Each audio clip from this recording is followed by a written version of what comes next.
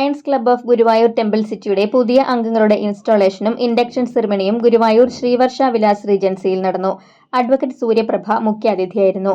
Temple city president Jose Francis അധ്യക്ഷത വഹിച്ചു.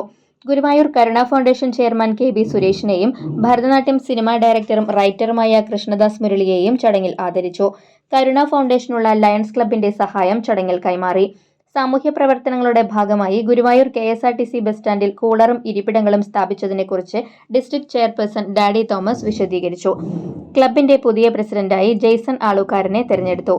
ലഹരി മാഫിയയ്ക്കെതിരെ വായനയാണ് ലഹരി എന്ന മുദ്രാവാക്യം ഉയർത്തിപ്പിടിച്ചുകൊണ്ട് 3 സ്കൂളുകൾക്ക് ദിനപത്രങ്ങൾ നൽകുന്ന മധുരം മലയാളം പദ്ധതിയുടെ ഉദ്ഘാടനവും നടന്നു.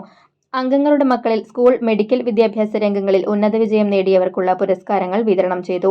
Zone chairperson CP Joy, Rinku Jagadish, CC Raphael, Bose Vazhappilly എന്നിവർ സംസാരിച്ചു. അജയകുമാർ, MV ബെന്നി, മനോജ്, ഗിരീഷ്, മുരളി എന്നിവർ നേതൃത്വം നൽകി.